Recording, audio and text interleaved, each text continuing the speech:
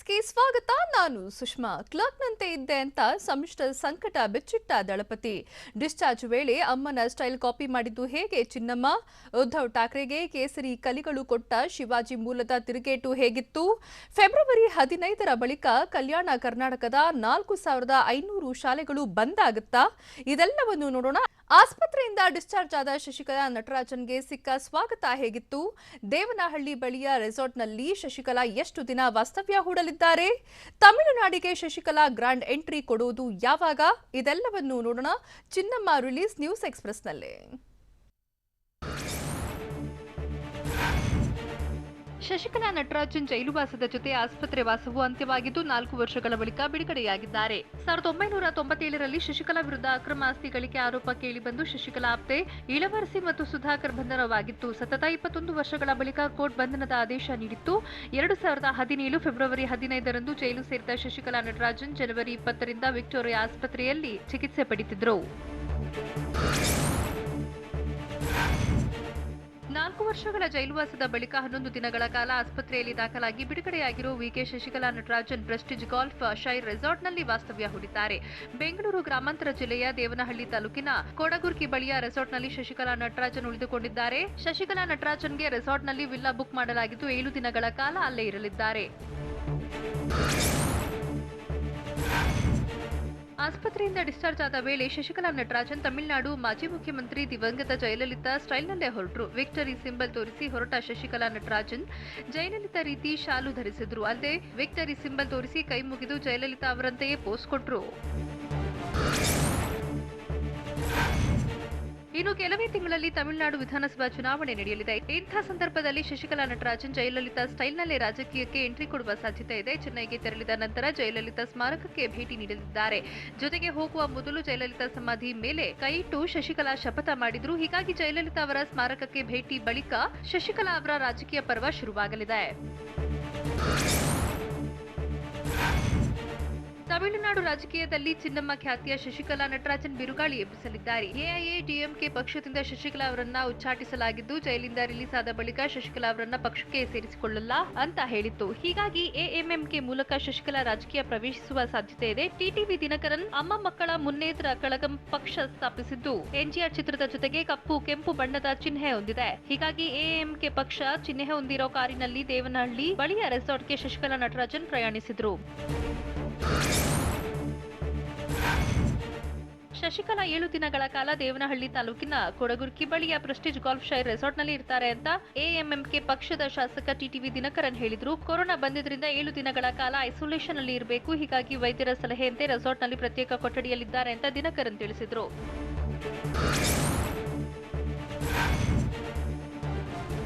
ಆಸ್ಪತ್ರೆಯಿಂದ ನೇರವಾಗಿ ಕೊಡಗುರ್ಕಿ ಬಳಿಯ ಪ್ರೆಸ್ಟೀಜ್ ಗಾಲ್ಫ್ ಶೈರ್ ರೆಸಾರ್ಟ್ಗೆ ಶಶಿಕಲಾ ನಟರಾಜನ್ ತೆರಳಿದ್ರು. ರೆಸಾರ್ಟ್ನ ವಿಲ್ಲಾ ಪ್ರವೇಶಕ್ಕೂ ಮುನ್ನ ಶಶಿಕಲಾ ವಿಶೇಷ ಪೂಜೆ ಸಲ್ಲಿಸಿದ್ರು. 3 ಅರ್ಚಕರ ನೇತೃತ್ವದಲ್ಲಿ ವಿಲ್ಲಾ ಒಳಗಡೆ ವಿಶೇಷ ಪೂಜೆ ನಡೆಯಿತು. 7 ದಿನಗಳ ಕಾಲ ವಿಲ್ಲಾದಲ್ಲೇ ವಿಕೆ ಶಶಿಕಲಾ ನಟರಾಜನ್ ವಾಸ್ತವ್ಯ ಹೂಡಲಿದ್ದಾರೆ.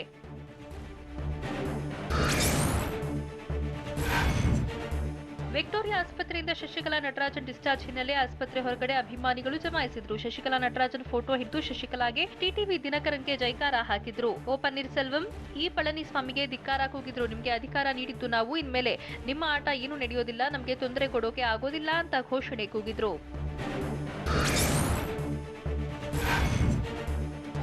ಅಮಾವಾಸ್ಯೆ ಬಳಿಕವೇ ತಮಿಳುನಾಡಿಗೆ ಚಿನ್ನಮ್ಮ ಗ್ರಾಂಡ್ ಎಂಟ್ರಿ ಕೊಡಲಿದ್ದಾರೆ. ಸದ್ಯ ಪುಷ್ಯ ಮಾಸ ಹಿನ್ನೆಲೆ ಮಾಘಮಾಸ ಆರಂಭದವರೆಗೂ ಶಶಿಕಲಾ ನಟರಾಜನ್ ಕಾಯಲಿದ್ದು, ಫೆಬ್ರವರಿ 11ರ ಬಳಿಕವೇ ತಮಿಳುನಾಡಿಗೆ ತೆರಳಲಿದ್ದಾರೆ. ಮಾಘ ಮಾಸದಲ್ಲಿ ತಮಿಳುನಾಡಿಗೆ ತೆರಳಿದ್ರೆ ಶುಭವಾಗುತ್ತೆ ಅನ್ನೋ ನಂಬಿಕೆ ಇದ್ದು, ಫೆಬ್ರವರಿ 11ರ ಬಳಿಕ ಅದ್ದೂರಿ ಮೆರವಣಿಗೆ ಮೂಲಕ ತವರಿಗೆ ಮರಳೋಕೆ ಪ್ಲಾನ್ ಮಾಡಿದ್ದಾರೆ.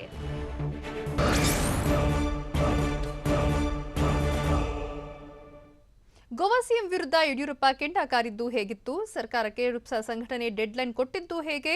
ಶಾಸಕ ಶರತ್ ಬಚ್ಚೇಗೌಡ ವಿರುದ್ಧ ಎಫ್ಐಆರ್ ದಾಖಲಾಗಿದ್ದು ಯಾಕೆ? ಇದೆಲ್ಲವನ್ನು ನೋಡೋಣ ಬೆಂಗಳೂರು ನ್ಯೂಸ್ ಎಕ್ಸ್‌ಪ್ರೆಸ್‌ನಲ್ಲಿ.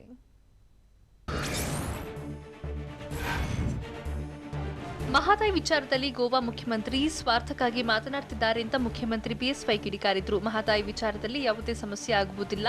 ನ್ಯಾಯಾಲಯದಲ್ಲಿ ನಮಗೆ ಅನುಕೂಲಕರವಾಗಿಯೇ ಇದೆ. ಮಹದಾಯಿ ನೀರು ನಮಗೆ ಸಿಗಲೇಬೇಕು. ಈ ನಿಟ್ಟಿನಲ್ಲಿ ನಾವು ಪ್ರಾಮಾಣಿಕ ಪ್ರಯತ್ನ ಮಾಡ್ತೇವೆ. ಮಹದಾಯಿ ಸಮಸ್ಯೆ ಬಗೆಹರಿಸ್ತೇವೆ ಅಂತ ಸಿಎಂ ಬಿಎಸ್ವೈ ತಿಳಿಸಿದ್ರು.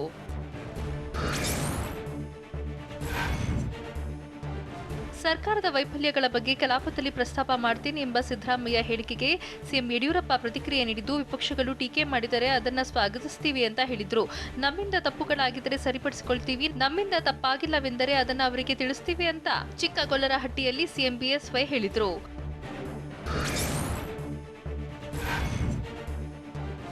ಬೆಂಗಳೂರು ಉತ್ತರ ತಾಲೂಕಿನ ಮಾಗಡಿ ರಸ್ತೆಯ ಚಿಕ್ಕಗೊಲ್ಲರಹಟ್ಟಿಯಲ್ಲಿ ಮುಖ್ಯಮಂತ್ರಿ ಬಿಎಸ್ವೈ ಖಾಸಗಿ ಆಸ್ಪತ್ರೆಯನ್ನು ಉದ್ಘಾಟಿಸಿದರು. ಬಿಎಸ್ವೈ ತೆರಳಿದ ಬಳಿಕ ಮಾಗಡಿ ಮುಖ್ಯ ರಸ್ತೆಯಲ್ಲಿ ಕಿಲೋಮೀಟರ್ ದೂರದವರೆಗೂ ಟ್ರಾಫಿಕ್ ಜಾಮ್ ಆಗಿತ್ತು. ಟ್ರಾಫಿಕ್ನಲ್ಲಿ ಸಿಲುಕಿ ವಾಹನ ಸವಾರರು ಪರದಾಡಿದರು.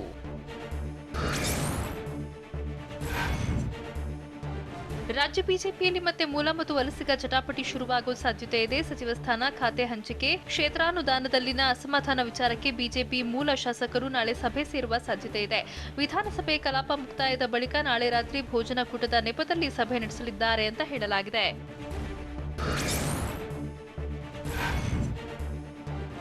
ಖಾಸಗಿ ಶಿಕ್ಷಣ ಸಂಸ್ಥೆಗಳಿಗೆ ಅನುದಾನ ನೀಡೋಕೆ ಸರ್ಕಾರಕ್ಕೆ ರುಪ್ಸ ಸಂಘಟನೆ ಒತ್ತಾಯಿಸಿದ್ದು, ಫೆಬ್ರವರಿ 15ರ ಒಳಗಾಗಿ ಬೇಡಿಕೆ ಈಡೇರಿಸದಿದ್ದರೆ ಶಾಲೆ ಬಂದ್ ಮಾಡುವುದಾಗಿ ಎಚ್ಚರಿಕೆ ನೀಡಿದೆ.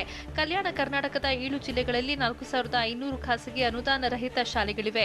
ಹೀಗಾಗಿ 371 ಜಿ ಅಡಿ ಖಾಸಗಿ ಶಿಕ್ಷಣ ಸಂಸ್ಥೆಗಳಿಗೆ ಅನುದಾನ ನೀಡಬೇಕು. ಇಲ್ಲದಿದ್ದರೆ 7.8 ಲಕ್ಷ ವಿದ್ಯಾರ್ಥಿಗಳೆಲ್ಲರೂ ಬೀದಿಗೆ ಬೀಳ್ತಾರೆ. ಅದಕ್ಕೆ ಸರ್ಕಾರವೇ ಹೊಣೆ ಅಂತ ರುಪ್ಸ ಅಧ್ಯಕ್ಷ ಲೋಕೇಶ್ ತಾಳಿಕಟ್ಟೆ ಎಚ್ಚರಿಕೆ ನೀಡಿದರು.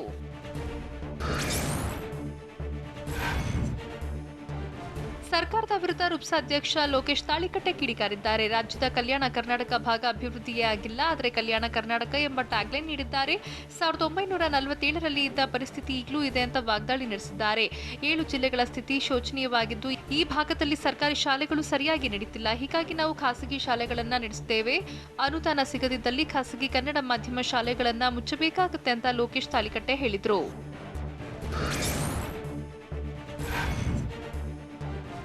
ಲಾಠಿಚಾರ್ಜ್ ಖಂಡಿಸಿ ಠಾಣೆಯ ಮುಂದೆ ಧರಣಿ ನಡೆಸಿದ ಶಾಸಕ ಶರತ್ ಬಚ್ಚೇಗೌಡ ಸೇರಿ 15 ಜನರ ವಿರುದ್ಧ ಬೆಂಗಳೂರು ಗ್ರಾಮಾಂತರ ಜಿಲ್ಲೆಯ ಹೊಸಕೋಟೆ ಪೊಲೀಸ್ ಠಾಣೆಯಲ್ಲಿ ಎಫ್ಐಆರ್ ದಾಖಲಾಗಿದೆ. ಕಾಮಗಾರಿ ಗುದ್ದಲಿ ಪೂಜೆಗೆ ಶಾಸಕರನ್ನ ಕಡೆಗಣಿಸಿದ್ದಾರೆ ಎಂದ ಶಾಸಕ ಶರತ್ ಬಚ್ಚೇಗೌಡ ಬೆಂಬಲಿಗರು ಪ್ರತಿಭಟನೆ ನಡೆಸಿದರು. ಹೀಗಾಗಿ ಹೊಸಕೋಟೆಯ ಗೌತಮ್ ಕಾಲೋನಿಯಲ್ಲಿ ಪ್ರತಿಭಟನಾ ನಿರತರ ಮೇಲೆ ಪೊಲೀಸರು ಲಾಠಿಚಾರ್ಜ್ ಮಾಡಿದರು.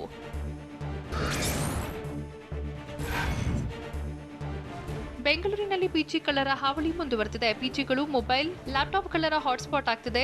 ಗರುಡಾಚಾರ್ ಪಾಳ್ಯದಲ್ಲಿರುವ ಸಾಯಿ ಪಿಜಿಯಲ್ಲಿ ಇದೇ ತಿಂಗಳ 25ರಂದು ಮಧ್ಯರಾತ್ರಿ 3 ಗಂಟೆಗೆ ಕಳ್ಳತನ ನಡೆದಿದ್ದು, ಕಳ್ಳನ ಚಲನವಲನ ಸಿಸಿಟಿವಿಯಲ್ಲಿ ಸೆರೆಯಾಗಿದೆ. ಈ ಬಗ್ಗೆ ಮಹದೇವಪುರ ಪೊಲೀಸ್ ಠಾಣೆಯಲ್ಲಿ ಪ್ರಕರಣ ದಾಖಲಾಗಿದೆ.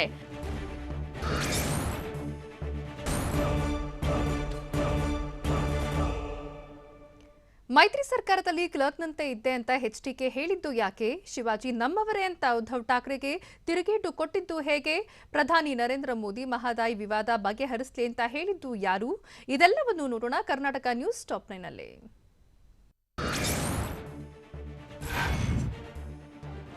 ಅಮಿತ್ ಶಾ ಡಬಲ್ ಇಂಜಿನ್ ಸರ್ಕಾರ ಅಂತಾರೆ, ಆದ್ರೆ ಡಬಲ್ ಇಂಜಿನ್ ಇಟ್ಕೊಂಡು ಯಾಕೆ ಕೆಲಸ ಆಗ್ತಿಲ್ಲ ಅಂತ ಬಾಗಲಕೋಟೆಯಲ್ಲಿ ಮಾಜಿ ಸಿಎಂ ಎಚ್ಡಿಕೆ ಬಿಜೆಪಿಯನ್ನ ಪ್ರಶ್ನಿಸಿದ್ದಾರೆ. ಡಬಲ್ ಇಂಜಿನ್ಗಳ ಬೋಗಿಗಳು ಎಲ್ಲೆಲ್ಲೋ ಹೋಗಿಬಿಟ್ಟಿವೆ, ಬೋಗಿಗಳ ಚೈನ್ ಲಿಂಕ್ ಕಟ್ ಆಗಿ ಎಲ್ಲೋ ಹೋಗಿವೆ, ಇಂಜಿನ್ ಇಟ್ಕೊಂಡು ಏನ್ ಮಾಡೋಕೆ ಆಗೋದಿಲ್ಲ ಅಂತ ಬಿಜೆಪಿ ವಿರುದ್ಧ ಎಚ್ಡಿ ಕುಮಾರಸ್ವಾಮಿ ವಾಗ್ದಾಳಿ ನಡೆಸಿದ್ದಾರೆ.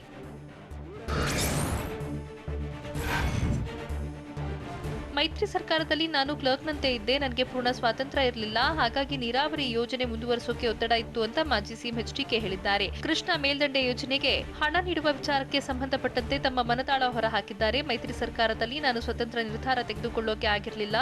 ಒಂದು ಕಡೆ ಸಿದ್ದರಾಮಯ್ಯ ಒತ್ತಡ ಇತ್ತು, ಇನ್ನೊಂದು ಕಡೆ ರೈತರ ಸಾಲ ಮನ್ನಾ ಬಗ್ಗೆ ಬಿಜೆಪಿಯವರಿಂದ ಒತ್ತಡ ಇತ್ತು. ಹೀಗಾಗಿ ಮೈತ್ರಿ ಸರ್ಕಾರದಲ್ಲಿ ನಾನು ಕ್ಲರ್ಕ್ನಂತೆ ಇದ್ದೆ ಅಂತ ಎಚ್ಡಿಕೆ ಹೇಳಿದ್ದಾರೆ.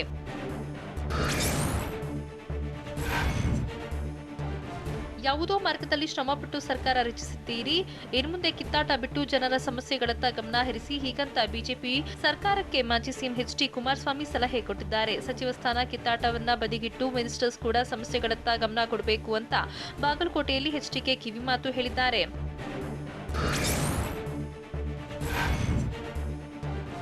ಶಿವಾಜಿ ವಂಶಸ್ಥರು 8 ತಲೆಮಾರುಗಳ ಹಿಂದೆ ಕರ್ನಾಟಕದಲ್ಲೇ ನೆಲೆಸಿದ್ರು, ಹಾಗಾಗಿ ಶಿವಾಜಿ ನಮ್ಮವರೇ ಅಂತ ಡಿಸಿಎಂ ಸವದಿ ಹೇಳಿದ್ದಾರೆ. ಉಡುಪಿಯಲ್ಲಿ ಮಾತನಾಡಿದ ಸವದಿ, ಶಿವಾಜಿ ಕುಲಸ್ಥರು ಗದಗ ಜಿಲ್ಲೆಯವರಾಗಿದ್ದು ಬಳಿಕ ಬೇರೆ ರಾಜ್ಯಕ್ಕೆ ಹೋಗಿದ್ದಾರೆ. ಆದರೆ ಮಹಾರಾಷ್ಟ್ರದ ಸಿಎಂ ಅವಿವೇಕತನದ ಹೇಳಿಕೆ ನೀಡುತ್ತಿದ್ದಾರೆ. ಉದ್ಧವ್ ಪದೇ ಪದೇ ಉದ್ದಟತನ ಭಾಷೆ ಬಳಸುತ್ತಿದ್ದಾರೆ. ಬೆಳಗಾವಿ, ನಿಪ್ಪಾಣಿ, ಕಾರವಾರ ಕರ್ನಾಟಕದ ಅವಿಭಾಜ್ಯ ಅಂಗ.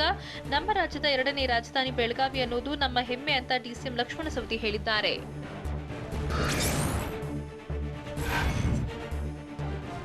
ಸಿಎಂ ಬಿಎಸ್ವೈ ಕೂಡ ಗಡಿಭಾಗದ ಅಭಿವೃದ್ಧಿ ಬಗ್ಗೆ ಪುಸ್ತಕ ಮಾಡಬೇಕು ಅಂತ ಕೆಪಿಸಿಸಿ ಕಾರ್ಯಾಧ್ಯಕ್ಷ ಸತೀಶ್ ಜಾರಕಿಹೊಳಿ ಆಗ್ರಹಿಸಿದ್ದಾರೆ. ಬೆಳಗಾವಿಯಲ್ಲಿ ಮಾತನಾಡಿದ ಅವರು, ಬೆಳಗಾವಿಯಲ್ಲಿ ವಿಡಿಯೋ ಕೂಡ ಬಿಡುಗಡೆ ಮಾಡಿ ಅಂತ ಒತ್ತಾಯಿಸಿದ್ದಾರೆ. ಮರಾಠ ಭಾಷಿಕರಿಗೆ ಮೂಲಸೌಕರ್ಯ ಕೊಟ್ಟ ಬಗ್ಗೆ ಯಾವ್ಯಾವ ಯೋಜನೆ ತಂದಿದ್ದೇವೆ ಅನ್ನೋ ಬಗ್ಗೆ ಸಿಎಂ ಬಿಎಸ್ವೈ ಅಂಕಿಅಂಶ ಬಿಡುಗಡೆ ಮಾಡಲಿ ಅಂತ ಸತೀಶ್ ಆಗ್ರಹಿಸಿದ್ದಾರೆ.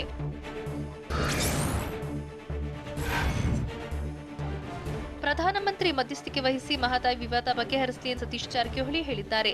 2 ರಾಜ್ಯಗಳ ಮುಖ್ಯಮಂತ್ರಿಗಳನ್ನ ಕರೆಸಿ ವಿವಾದಕ್ಕೆ ಅಂತ್ಯ ಹಾಡಲಿ. ನಮಗೆ ನ್ಯಾಯಯುತವಾಗಿ ಸಿಗಬೇಕಾದ ನೀರು ಸಿಗಬೇಕು. ಕೇಂದ್ರ, ಗೋವಾ, ಕರ್ನಾಟಕದಲ್ಲಿ ಬಿಜೆಪಿ ಸರ್ಕಾರವೇ ಇದೆ. ಈ ಬಗ್ಗೆ ಸರ್ಕಾರ ಸಿಎಂ ಬಿಎಸ್ವೈ ಮುತುವರ್ಜಿ ವಹಿಸಬೇಕು. ಗೋವಾ ಸಿಎಂ ಮನವೊಲಿಸುವ ಪ್ರಯತ್ನ ಮಾಡಬೇಕು. ಇಂತಹ ಅವಕಾಶ ಮತ್ತೆ ಸಿಗಲ್ಲ ಅಂತ ಸತೀಶ್ ಜಾರಕಿಹೊಳಿ ಪ್ರತಿಕ್ರಿಯಿಸಿದ್ದಾರೆ.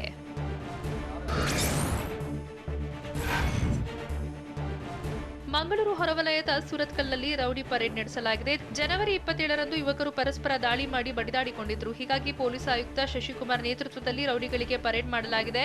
ಈ ವೇಳೆ 130 ಜನ ರೌಡಿಗಳಿಗೆ ಶಶಿಕುಮಾರ್ ವಾರ್ನಿಂಗ್ ಕೊಟ್ಟರು. ನಮ್ದು ಗ್ಯಾಂಗ್ ವಾರ್ ಅಂತ ಹೇಳಿದ ಒಬ್ಬ ರೌಡಿ ಶೀಟರ್ಗೆ ಕ್ಲಾಸ್ ತೆಗೆದುಕೊಂಡ ಶಶಿಕುಮಾರ್, ಏನ್ ದೊಡ್ಡ ಗ್ಯಾಂಗ್ ನಿಂದು, ಏನು ಇಲ್ದಂಗೆ ಮಾಡ್ತೇನೆ ಅಂತ ನೇರ ಎಚ್ಚರಿಕೆ ಕೊಟ್ರು.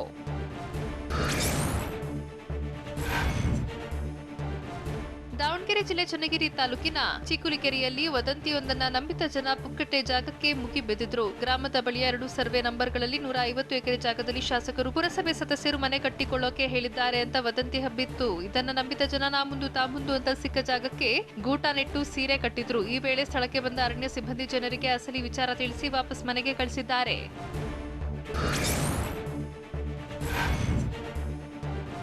ಕಲಬುರಗಿ ಜಿಲ್ಲೆ ಚಿಂಚೋಳಿ ತಾಲೂಕಿನ ಗಡಿಕೇಶ್ವರದಲ್ಲಿ ಭೂಗರ್ಭದ ಆಳದಿಂದ ಮತ್ತೆ ಭಾರಿ ಶಬ್ದ ಕೇಳಿ ಬಂದಿದೆ. ಭಾರಿ ಶಬ್ದಕ್ಕೆ ಗ್ರಾಮಸ್ಥರು ಕಂಗಾಲಾಗಿ ಮನೆಯಿಂದ ಹೊರಗೆ ಓಡಿ ಬಂದಿದ್ದಾರೆ. ಜನವರಿ 21ರಂದು ಭೂಮಿಯ ಒಡಲಿನಿಂದ 3 ಸಲ ಭಾರಿ ಶಬ್ದ ಕೇಳಿ ಬಂದಿತ್ತು. ಮತ್ತೆ ಇಂದು ಶಬ್ದ ಕೇಳಿಸಿದ್ದು ಜನ ಬೆಚ್ಚಿ ಬಿದ್ದಿದ್ದಾರೆ.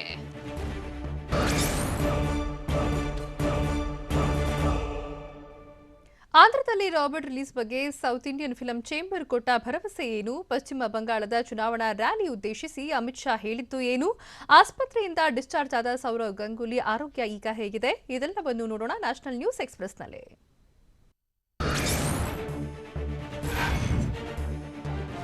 ಚಾಲೆಂಜಿಂಗ್ ಸ್ಟಾರ್ ದರ್ಶನ್ ಅಭಿನಯದ ರಾಬರ್ಟ್ ಸಿನಿಮಾಗೆ ಆಂಧ್ರಪ್ರದೇಶದಲ್ಲಿ ಗ್ರೀನ್ ಸಿಗ್ನಲ್ ಸಿಗುವ ಸಾಧ್ಯತೆ ಇದೆ. ಸೌತ್ ಇಂಡಿಯನ್ ಫಿಲ್ಮ್ ಚೇಂಬರ್ ಈ ಬಗ್ಗೆ ಭರವಸೆ ನೀಡಿದೆ. ಟಾಲಿವುಡ್ನ ನೂತನ ನಿಯಮ ವಿರೋಧಿಸಿ ರಾಬರ್ಟ್ ಚಿತ್ರತಂಡ ಕರ್ನಾಟಕ ಚಿತ್ರಮಂಡಳಿ ಮೆಟ್ಟಿಲೇರಿತ್ತು. ಇದಾದ ಬಳಿಕ ಸೌತ್ ಇಂಡಿಯನ್ ಫಿಲ್ಮ್ ಚೇಂಬರ್ಗೆ ಕರ್ನಾಟಕ ಚಿತ್ರಮಂಡಳಿ ಅಧ್ಯಕ್ಷರು ಮನವಿ ಮಾಡಿದ್ರು. ಹೀಗಾಗಿ ಇಂದು ಆ ಬಗ್ಗೆ ಮಾತುಕತೆ ನಡೆಸಿದ್ದು ಸದ್ಯದಲ್ಲೇ ಬಗೆಹರಿಯೋ ಸಾಧ್ಯತೆ ಇದೆ.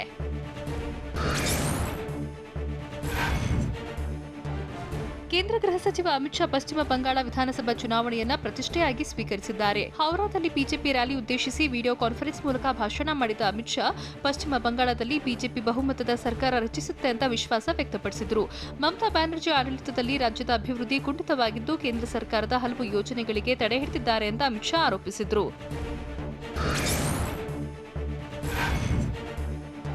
ತಮಿಳುನಾಡು ವಿಧಾನಸಭಾ ಚುನಾವಣಾ ಕಣ ರಂಗೇರ್ತಿದೆ. ಮುಂಬರುವ ವಿಧಾನಸಭಾ ಚುನಾವಣೆಯಲ್ಲಿ ಆಡಳಿತಾರೂಢ ಎಐಎಡಿಎಂಕೆ ಜೊತೆ ಬಿಜೆಪಿ ಮೈತ್ರಿ ಮಾಡಿಕೊಂಡು ಸ್ಪರ್ಧೆ ಮಾಡ್ತೇವೆ ಅಂತ ಬಿಜೆಪಿ ಅಧ್ಯಕ್ಷ ಜೆಪಿ ನಡ್ಡಾ ಘೋಷಿಸಿದ್ದಾರೆ. ಇದರ ಬೆನ್ನಲ್ಲೇ ತಮಿಳುನಾಡಿಗೆ ಪ್ರಧಾನಿ ನರೇಂದ್ರ ಮೋದಿ ಭೇಟಿ ನೀಡುತ್ತಿದ್ದಾರೆ. ಫೆಬ್ರವರಿ 14ರಂದು ಚೆನ್ನೈಗೆ ಪ್ರಧಾನಿ ಮೋದಿ ಭೇಟಿ ನೀಡಿ ವನ್ನಾರ್ಪೇಟೆ ವಿಮ್ಕೋ ನಗರ್ ಮೆಟ್ರೋ ರೈಲಿಗೆ ಚಾಲನೆ ನೀಡಲಿದ್ದಾರೆ.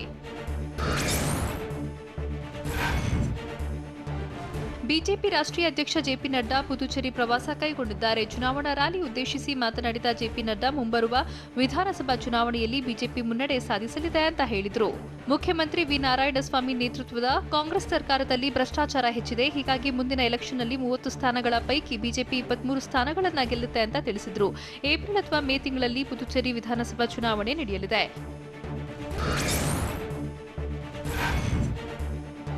ನಾಳೆ ಕೇಂದ್ರ ಬಜೆಟ್ ಮಂಡನೆಯಾಗಲಿದ್ದು ಬಜೆಟ್ನಲ್ಲಿ ಏನಿದೆ ಅಂತ ನಿರೀಕ್ಷಿಸೋಕೆ ಸಾಧ್ಯವಿಲ್ಲ. ಕೇಂದ್ರ ಹಣಕಾಸು ಸಚಿವರು ಗರಿಷ್ಠ ಪ್ರಯತ್ನ ಮಾಡ್ತಾರೆ ಅಂತ ದೆಹಲಿಯಲ್ಲಿ ಮಾಜಿ ಪ್ರಧಾನಿ ಎಚ್.ಡಿ. ದೇವೇಗೌಡರು ಹೇಳಿದ್ರು. ಕೇಂದ್ರ ಹಣಕಾಸು ಇಲಾಖೆ ಸಚಿವರು ಕಮಿಟೆಡ್ ಇದ್ದಾರೆ. ನಾಳೆ ಬಜೆಟ್ನಲ್ಲಿ ಏನಿರಲಿದೆ ಗೊತ್ತಿಲ್ಲ. ಆರ್ಥಿಕತೆಗೆ ಹೇಗೆ ಶಕ್ತಿ ತುಂಬುತ್ತಾರೋ ಕಾದು ನೋಡಬೇಕು ಅಂತ ಅಭಿಪ್ರಾಯ ವ್ಯಕ್ತಪಡಿಸಿದರು.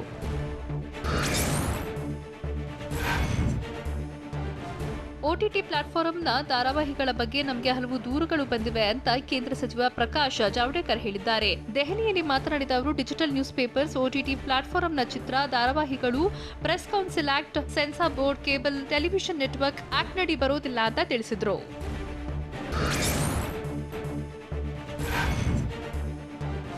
ಹುತಾತ್ಮರಾದ 20 ಯೋಧರ ಹೆಸರನ್ನ ದೆಹಲಿಯ ನ್ಯಾಷನಲ್ ವಾರ್ ಮೆಮೋರಿಯಲ್ನಲ್ಲಿ ಕೆತ್ತನೆ ಮಾಡಲಾಗಿದೆ. 2020 ಜೂನ್ 15ರಂದು ಗಾಲ್ವಾನ್ ಕಣಿವೆಯಲ್ಲಿ ಚೀನಾ ಯೋಧರ ಜೊತೆಗಿನ ಘರ್ಷಣೆಯಲ್ಲಿ ಕರ್ನಲ್ ಸಂತೋಷ್ ಬಾಬು ಸೇರಿದಂತೆ ಭಾರತೀಯ ಸೇನೆಯ 20 ಯೋಧರು ಹುತಾತ್ಮರಾಗಿದ್ರು. ಹೀಗಾಗಿ ನ್ಯಾಷನಲ್ ವಾರ್ ಮೆಮೋರಿಯಲ್ನಲ್ಲಿ ಹೆಸರು ಕೆತ್ತನೆ ಮಾಡಿ ಗೌರವ ಸಮರ್ಪಿಸಲಾಗಿದೆ. ಬಿಸಿಸಿಐ ಅಧ್ಯಕ್ಷ ಸೌರವ್ ಗಂಗೂಲಿ ಆಸ್ಪತ್ರೆಯಿಂದ ಬಿಡುಗಡೆಯಾಗಿದ್ದಾರೆ. ಹೃದಯದ ಸಮಸ್ಯೆಯಿಂದ ಬಳಲುತ್ತಿದ್ದ ಗಂಗೂಲಿಗೆ 2ನೇ ಬಾರಿಗೆ ಆಂಜಿಯೋಪ್ಲಾಸ್ಟಿ ಮಾಡಲಾಗಿದ್ದು ಮತ್ತೆರಡು ಸ್ಟಂಟ್ಗಳನ್ನು ಅಳವಡಿಸಲಾಗಿದೆ. ಗಂಗೂಲಿ ಪರಿಪೂರ್ಣವಾಗಿ ಆರೋಗ್ಯವಾಗಿದ್ದಾರೆ ಅಂತ ಅಪೋಲೋ ಆಸ್ಪತ್ರೆ ವೈದ್ಯ ಡಾಕ್ಟರ್ ರಾಣಾ ದಾಸ್ಗುಪ್ತಾ ತಿಳಿಸಿದ್ದಾರೆ. ಜನವರಿ 27ರಂದು ಗಂಗೂಲಿ ಆಸ್ಪತ್ರೆಗೆ ದಾಖಲಾಗಿದ್ದರು.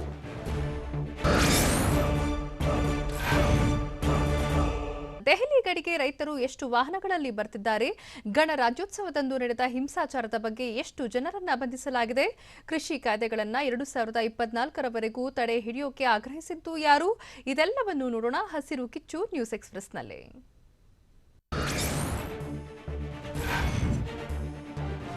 ರಾಷ್ಟ್ರ ರಾಜಧಾನಿ ದೆಹಲಿಯಲ್ಲಿ ಅನ್ನದಾತನ ಕಿಚ್ಚು ಹೆಚ್ಚುತ್ತಲೇ ಇದೆ. ಕೃಷಿ ಕಾಯ್ದೆ ವಿರೋಧಿಸಿ ದೆಹಲಿ ಗಡಿಯಲ್ಲಿ ರೈತರು ನಡೆಸುತ್ತಿರುವ ಹೋರಾಟ 67ನೇ ದಿನಕ್ಕೆ ಕಾಲಿಟ್ಟಿದೆ. ಪಂಜಾಬ್ನಿಂದ ದೆಹಲಿಗೆ 700 ವಾಹನಗಳು ಬರ್ತಿದ್ದು ಇನ್ನು ಕೆಲವೇ ಹೊತ್ತಿನಲ್ಲಿ ಟಿಕ್ರಿ ಬಾರ್ಡರ್ ತಲುಪುವ ಸಾಧ್ಯತೆ ಇದೆ. ಟ್ರ್ಯಾಕ್ಟರ್, ಬಸ್, ಕಾರುಗಳ ಮೂಲಕ ದೆಹಲಿಗೆ ರೈತರು ಬರ್ತಿದ್ದಾರೆ.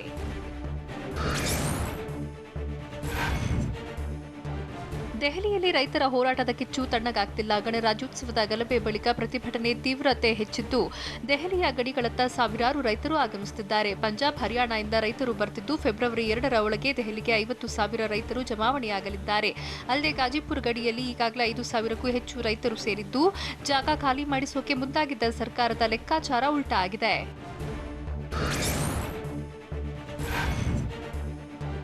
ಗಣರಾಜ್ಯೋತ್ಸವದಂದು ದೆಹಲಿಯಲ್ಲಿ ನಡೆದ ಗಲಭೆ ಬಳಿಕ 38 ಎಫ್ಐಆರ್ ದಾಖಲಾಗಿದ್ದು ಈವರೆಗೂ ಹಿಂಸಾಚಾರದ ಆರೋಪದಲ್ಲಿ 84 ಮಂದಿಯನ್ನ ಬಂಧಿಸಲಾಗಿದೆ. ಆರೋಪಿಗಳ ಪತ್ತೆ, ಜನರ ಸಹಕಾರ ಕೇಳಿದ್ದ ಪೊಲೀಸರು ದಾಂಧಲೆ ವಿಡಿಯೋ ಇದ್ರೆ ಕಳಿಸುವಂತೆ ಕೇಳಿದ್ರು. ಅದರಂತೆ ದೆಹಲಿ ಪೊಲೀಸರಿಗೆ 1700 ವಿಡಿಯೋ ಕಳುಹಿಸಿದ್ದು ವಿಡಿಯೋಗಳ ಆಧಾರದಲ್ಲಿ ಆರೋಪಿಗಳ ಪತ್ತೆಗೆ ದೆಹಲಿ ಪೊಲೀಸರು ಮುಂದಾಗಿದ್ದಾರೆ.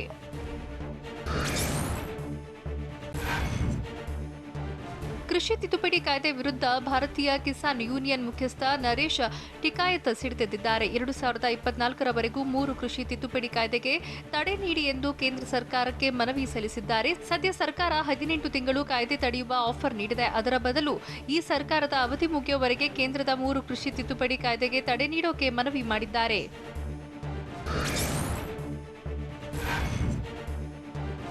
ಕೇಂದ್ರದ ಕೃಷಿ ತಿದ್ದುಪಡಿ ಕಾಯ್ದೆಗೆ ವಿರೋಧಿಸಿ ದೆಹಲಿಯ ಗಾಜಿಪುರ ಗಡಿಯಲ್ಲಿ ರೈತರ ಧರಣಿ ಮುಂದುವರೆದಿದೆ. ರೈತರು ಹೆಚ್ಚಿನ ಸಂಖ್ಯೆಯಲ್ಲಿ ಸೇರುತ್ತಿರುವ ಹಿನ್ನೆಲೆಯಲ್ಲಿ ಗಾಜಿಪುರ ಗಡಿಯಲ್ಲಿ 12 ಹಂತದಲ್ಲಿ ಬ್ಯಾರಿಕೇಡ್ ಅಳವಡಿಕೆ ಮಾಡಲಾಗಿದೆ. ಅಲ್ಲದೆ ಸ್ಥಳೀಯರು ಮತ್ತೆ ದಾಳಿ ಮಾಡೋ ಭೀತಿ ಇದೆ. ಹೀಗಾಗಿ ಬಿಗಿ ಭದ್ರತೆ ಕಲ್ಪಿಸಲಾಗಿದೆ.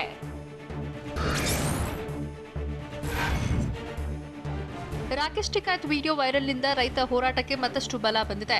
ಬಿಜೆಪಿಗರು ರೈತರನ್ನ ಕೊಲೆ ಮಾಡೋಕೆ ಸಂಚು ಹೂಡಿದ್ದು ಈಗಾಗಲೇ ಬಿಜೆಪಿ ಬೆಂಬಲಿಗರು ನೆರೆದಿದ್ದಾರೆ. ಹಾಗೆ ಪೊಲೀಸರು ಕೂಡ ಪ್ರತಿಭಟನಾ ಸ್ಥಳದಲ್ಲಿ ಬೀಡು ಬಿಟ್ಟಿದ್ದಾರೆ. ನಾವು ಸಾಮೂಹಿಕ ಆತ್ಮಹತ್ಯೆ ಮಾಡಿಕೊಳ್ಳೋದಕ್ಕೂ ಸಿದ್ಧರಿದ್ದೇವೆ, ಆದರೆ ಪ್ರತಿಭಟನೆಯನ್ನ ಯಾವುದೇ ಕಾರಣಕ್ಕೂ ಹಿಂಪಡೆಯೋದಿಲ್ಲ ಅಂತ ರಾಕೇಶ್ ಟಿಕಾಯತ್ ಕಣ್ಣೀರಿಟ್ಟು ಹೇಳಿದ್ರು. ಹೀಗಾಗಿ ರಾಕೇಶ್ಗೆ ಬೆಂಬಲ ಸೂಚಿಸಿ ಸಾವಿರಾರು ರೈತರು ದೆಹಲಿ ಗಡಿಯತ್ತ ಬರ್ತಿದ್ದಾರೆ.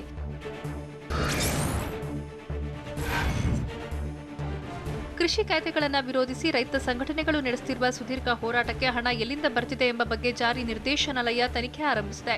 ಗಣರಾಜ್ಯೋತ್ಸವದಂದು ದೆಹಲಿಯಲ್ಲಿ ನಡೆದ ಹಿಂಸಾಚಾರ ಸಂಬಂಧ ಪೊಲೀಸರು ದಾಖಲಿಸಿರುವ ಎಫ್ಐಆರ್ಗಳ ಆಧಾರದಲ್ಲೇ ಇಡಿ ತನಿಖೆ ಆರಂಭಿಸಿದ್ದು ರೈತರನ್ನ ಹೋರಾಟಕ್ಕೆ ಕರೆತರೋಕೆ, ಧರಣಿಗಳನ್ನು ಆಯೋಜಿಸೋಕೆ ಹಾಗೂ ಧರಣಿ ನಿರತ ರೈತರ ಖರ್ಚು ವೆಚ್ಚಗಳನ್ನು ನೋಡಿಕೊಳ್ಳೋಕೆ ಎಲ್ಲಿಂದ ಹಣ ಬರ್ತಿದೆ ಅನ್ನೋದರ ಬಗ್ಗೆ ತನಿಖೆ ನಡೆಸಲಿದೆ.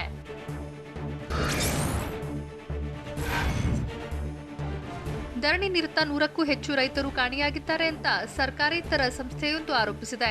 ಟ್ರ್ಯಾಕ್ಟರ್ ಪರೇಡ್ನಲ್ಲಿ ಭಾಗವಹಿಸಿದ್ದ ರೈತರ ಪೈಕಿ ಪಂಜಾಬ್ನ ಹಲವು ಭಾಗಗಳ 100ಕ್ಕೂ ಹೆಚ್ಚಿನ ರೈತರ ಸುಳಿವೆ ಪತ್ತೆಯಾಗಿಲ್ಲ ಅಂತ ಎನ್ಜಿಒ ದೂರಿದೆ.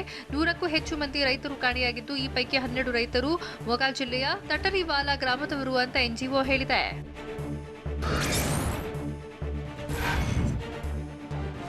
ರೈತರು ಪ್ರತಿಭಟನೆ ನಡೆಸುತ್ತಿರುವ ದೆಹಲಿಯ ಸುತ್ತಲಿನ ಗಡಿ ಪ್ರದೇಶಗಳಾದ ಸಿಂಗು, ಗಾಜಿಪುರ, ಟಿಕ್ರಿ ಪ್ರದೇಶದಲ್ಲಿ ಕೇಂದ್ರ ಗೃಹ ಇಲಾಖೆ ಇಂಟರ್ನೆಟ್ ಸೇವೆಯನ್ನು ತಾತ್ಕಾಲಿಕವಾಗಿ ತಡೆ ಹಿಡಿದಿದೆ.